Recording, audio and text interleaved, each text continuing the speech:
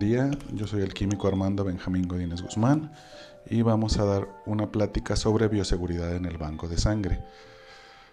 Los objetivos que tenemos son comprender el concepto de bioseguridad en el banco de sangre, revisar las medidas universales, conocer los niveles de bioseguridad y aprender los protocolos de manejo para accidentes y derrames biológicos.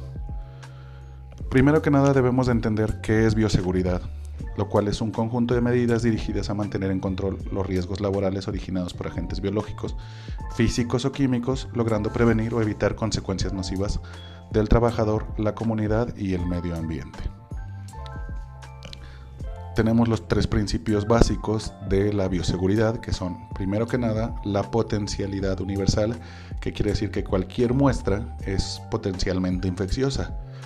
Segundo, las barreras protectoras, que es lo que debemos de utilizar para nuestra seguridad, y las medidas de eliminación, que es cómo vamos a desechar todo lo que son los derrames, las muestras, etc. Los objetivos de bioseguridad son disminuir el riesgo de transmisión de infecciones, brindar seguridad y protección a los demás y cumplir con toda la normativa vigente. La principal función del laboratorio es realizar ensayos para diagnosticar el estado de salud, como lo sabemos, y la principal función del banco de sangre es proveer sangre y hemocomponentes seguros, libres de patógenos y compatibles al paciente, por lo cual estamos muy expuestos a riesgos existentes. Aquí podemos ver lo que son los tipos de accidentes, que son, primero que nada, los por derrames y salpicaduras, por piquetes de agujas y jeringas, por vidrios rotos, por manejo de animales o mordeduras, por aspiración por pipeteo, lo cual es una práctica incorrecta y ya que prácticamente no se utiliza, y por otros desconocidos. Aquí tenemos en el siguiente gráfico la ocupación del personal con accidentes por contacto con material biológico. Podemos ver que en enfermería y en limpieza son los que reportan un mayor número de incidencia, seguido de vigilancia instrumentista, por practicantes y auxiliares, por químico maestro y apoyo de producción. Podemos ver en el gráfico 3 que la mayoría de los accidentes ocurren por las heridas por punzocortantes. Y por último, la distribución de los accidentes según determinantes de producción de los mismos. Tenemos en 40% por acción insegura, en 48% por condición insegura y por último en 12% por acciones inseguras por un tercero, personas que llegan a platicar y que pueden generar accidentes. Las situaciones de exposición más frecuentes para el personal en el banco de sangre tenemos primero que nada lo que es manejo de jeringas y agujas, que es una picadura accidental, en la recolección de la sangre por contacto accidental con el material potencialmente infectado por salpicaduras, derrames, manejo de equipos manuales en procedimiento de rutina, por ejemplo cuando hacemos una centrifugación y puede que una bolsa de sangre se llegue a romper. En preparaciones simples de sangre o hemocomponentes, cuando se preparan los crioprecipitados. En los procedimientos de flebotomía, al tener contacto con sangre, con vómito al sufrir hipotensión u otros trastornos en los donantes cuando ocurren reacciones locales. También en el manejo de recipientes que contengan sangre o plasma, que haya derrames como los tubos de ensayo, o la conexión del equipo al donante al paciente, que puede ser el contacto con la sangre o piel no intacta durante los procedimientos realizados. Ahora vamos a ver qué es un riesgo. El riesgo es la probabilidad de que ocurra un accidente o daño por un determinado peligro, y el daño depende del peligro y la exposición. El riesgo siempre existe. Debemos de definirlo como la posibilidad de que se produzca un evento dañino por la exposición a agentes biológicos, químicos o físicos, biológicos, en condiciones específicas. Al riesgo están expuestos los trabajadores, el personal cercano, incluso la comunidad, por ejemplo con los derrames, cuando hay explosiones, gases, etcétera, o a la hora de desechar todos los residuos peligrosos, no hacerlo bien. Los riesgos por malas prácticas que existen, que es por factores humanos que pueden incrementar considerablemente el riesgo de los otros factores.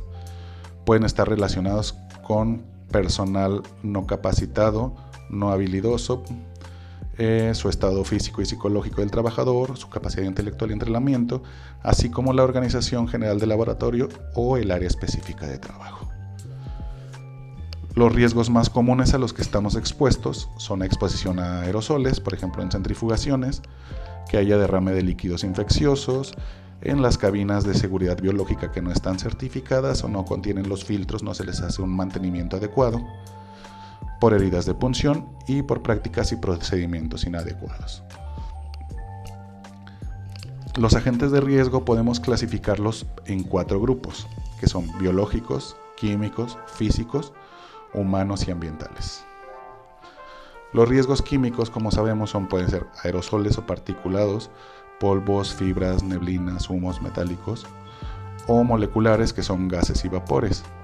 Según su acción fisiológica podemos clasificarlos en corrosivos, asfixiantes, narcóticos, sistémicos, etc., o por las rutas de entrada, que son la respiratoria, dérmica, digestiva y parental. A estos riesgos estamos expuestos cuando manejamos los reactivos u otras sustancias. Por lo tanto, debemos tener una identificación adecuada de las sustancias químicas, se deben de tener las hojas de seguridad bien identificadas, debe de haber almacenamiento adecuado de sustancias y su separación correspondiente, ya sea inflamables, tóxicos, etc., y que no haya interacción entre ellos.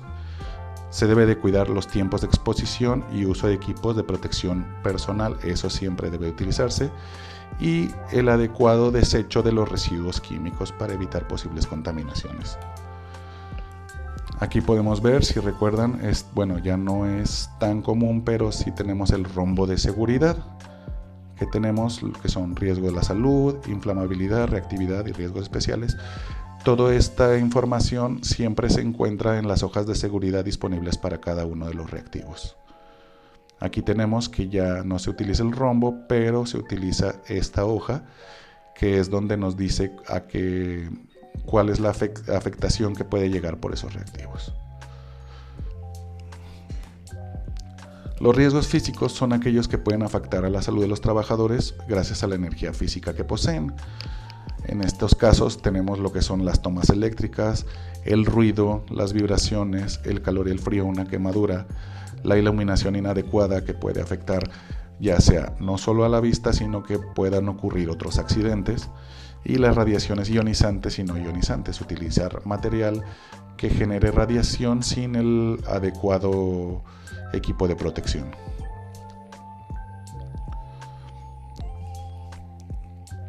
A los riesgos físicos que estamos más expuestos en el banco de sangre son los percutáneos, como son las picaduras. Vamos a ver en este caso cómo se deben de tratar. Debemos, primero que nada, si es una salpicadura piel no intacto mucosas, debemos de lavar con agua abundante o suero fisiológico de 2 a 3 minutos.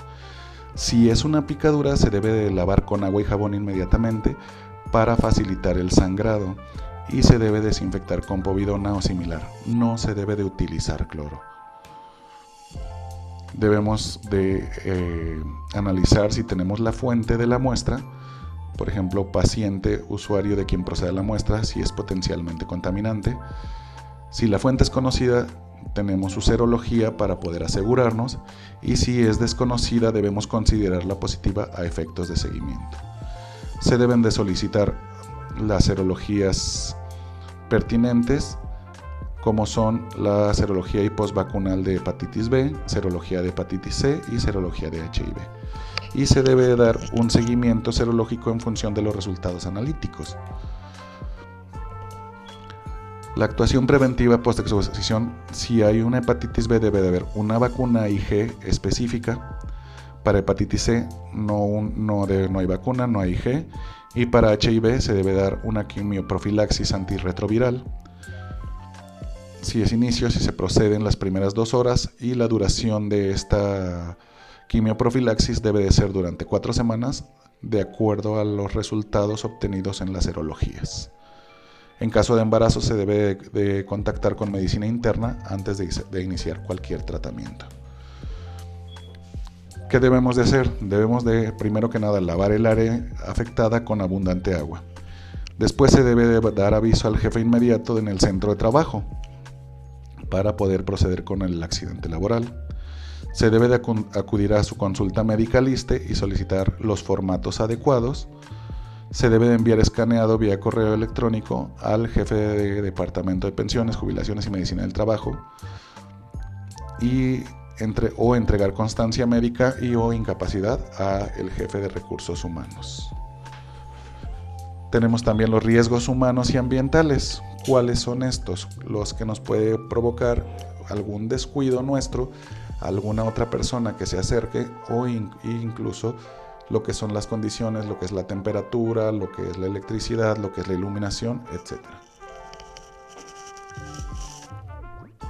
Aquí podemos ver algunos ejemplos.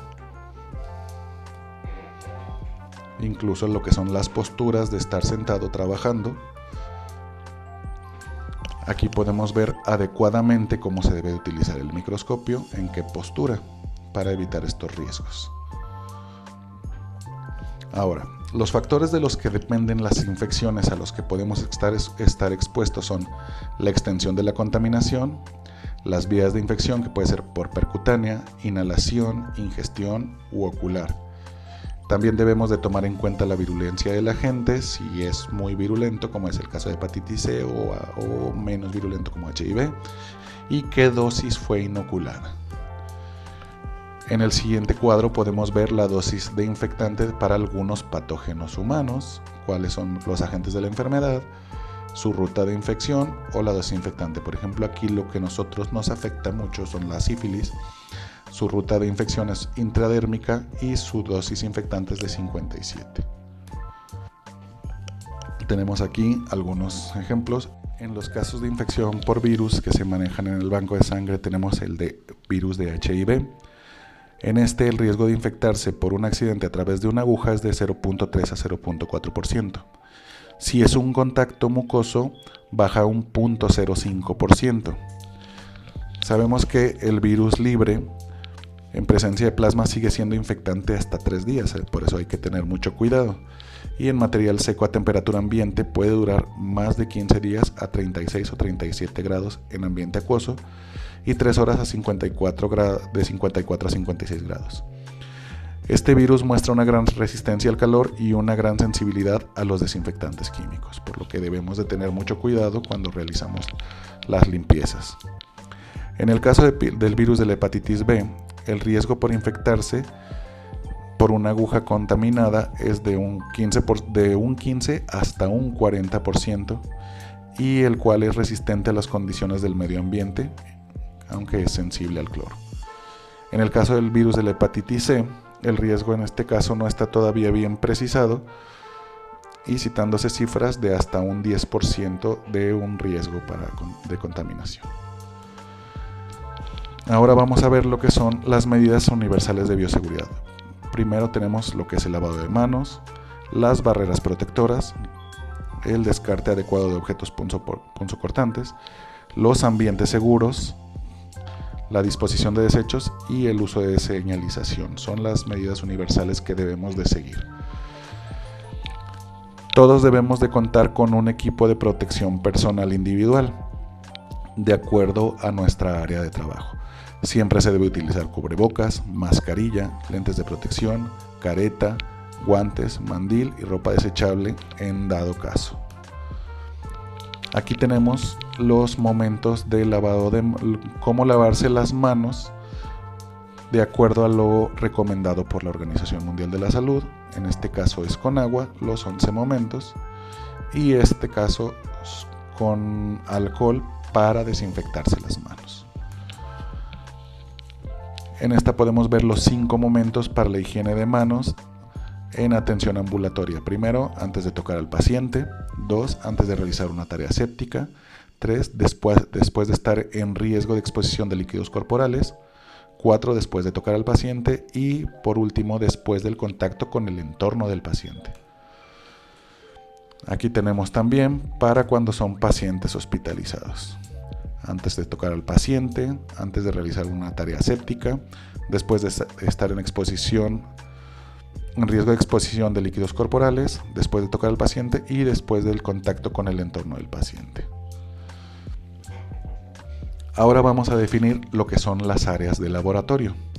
Tenemos la zona 1, que es el área limpia, que son los lugares de administración, como las oficinas, bibliotecas, comedores, depósitos de mantenimiento e inclusive las áreas de preparación de medios y reactivos. La zona 2 son moderadamente peligrosas, están restringidas al trabajo con agentes biológicos de baja virulencia y están asociadas a la realización de técnicas convencionales, al uso de equipos e implementos de seguridad.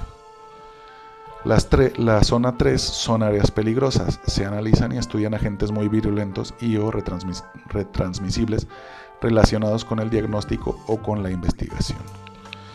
En estos casos se debe de incluir gabinetes de seguridad biológica, autoclaves y en laboratorios más pequeños esta zona puede incluir el trabajo de tuberculosis y micobiología. En dado caso de banco de sangre es muy difícil que se manejen estos niveles. Nosotros en banco de sangre se maneja lo que son la zona 1 y la zona 2 generalmente. Aquí tenemos los niveles de bioseguridad. Los básicos son el 1 y 2, que es R0 y R1, los de contención, que es R2, y máxima contención, que es R3. Podemos ver aquí algunos ejemplos de los laboratorios y qué patógenos se manejan en todos estos. Aquí podemos ver cómo se trabajaba antes, ya no es tan común ver laboratorios así, pero son maneras inadecuadas de trabajar. Aquí tenemos un nivel de bioseguridad 3, ya podemos observar las campanas y los trajes que utilizan de equipos de protección personal.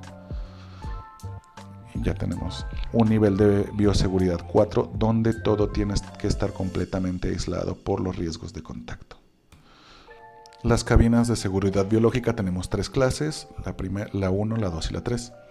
Estas constituyen el principal elemento de equipo de contención física de laboratorio, sirviendo de barreras primarias para el paso de aerosoles a la atmósfera de trabajo.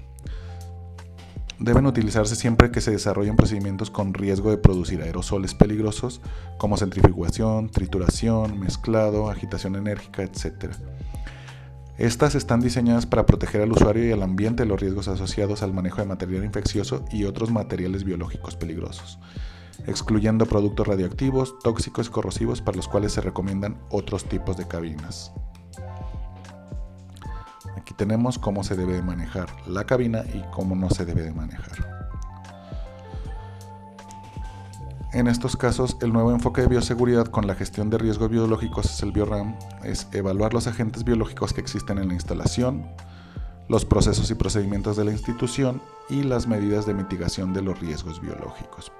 Y podemos ver que es probabilidad contra consecuencias, muy bajo, bajo, moderado, alto o muy alto. Se debe de haber una limpieza y desinfección para todas las áreas. A la hora de terminar su trabajo, las áreas se deben desinfectar, aunque también siempre corremos el riesgo de que haya casos de derrames. Para estos casos, ¿qué debemos de hacer? Primero que nada, debemos de tener un kit de derrames biológicos. Este kit comúnmente debe contar lo siguiente, que es una copia del protocolo de limpieza de derrames para que cualquier persona lo pueda utilizar, guantes desechables, su bata de laboratorio, gafas de seguridad, un material absorbente como pueden ser las toallas de papel absorbente, material granular como arena de gato, un desinfectante para todo uso tales como cloro con dilución a 1:10 o un yodóforo, la escobilla y recogedor para recoger todo lo que son los residuos, las pinzas o forceps para material de vidrio y un contenedor rígido y bolsa para todo lo que son los residuos. También no es necesario, pero puede tener un respirador máscara de polvo N95, cubiertas para zapatos y señales de advertencia de riesgo biológico. ¿Cuál es el protocolo en caso de un derrame biológico? Primero que nada, debemos de inmediatamente colocarnos el equipo de protección personal. Segundo, los objetos filosos contaminados deben de ser retirados del área del derrame utilizando los forceps. Eso es lo segundo que hay que hacer. Después, el área del derrame hay que cubrirla con material absorbente. Y después de esto, verter con cuidado el desinfectante, comenzando por los bordes del mismo hacia adentro, para que no vaya a haber un corrimiento. Se debe de hacer de manera lenta y cuidadosa para evitar salpicaduras. Este material desinfectante se debe dejar actuar por lo menos 20 minutos y hasta entonces hay que retirar el material absorbente y desecharlo como residuos peligrosos biológico-infecciosos. Después de esto, volver finalmente a limpiar con toallas de papel limpias empapadas en el desinfectante. Debemos de desechar todos los residuos de forma adecuada.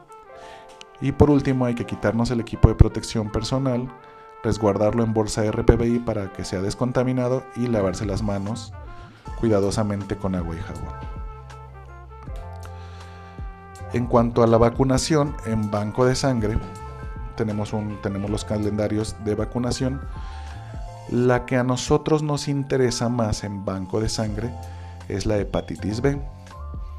Su pauta es de 0 a 1 a 6 meses y control. Esta es intramuscular y todo el personal la debe de tener por el riesgo que se maneja en banco de sangre. Las demás del esquema de vacunación aquí mostrado son opcionales. Con esto damos por terminada la plática en cuanto a bioseguridad en el banco de sangre. Quedo a la orden por cualquier duda o aclaración que tengan. Muchas gracias.